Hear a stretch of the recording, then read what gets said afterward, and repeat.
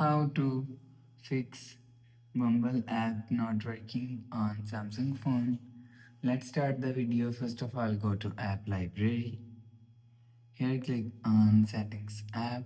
Now in setting, scroll down, and click on apps.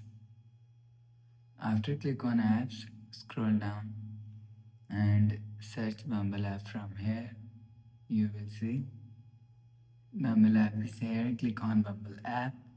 If you want to fix Bumble app not working problem, click on storage.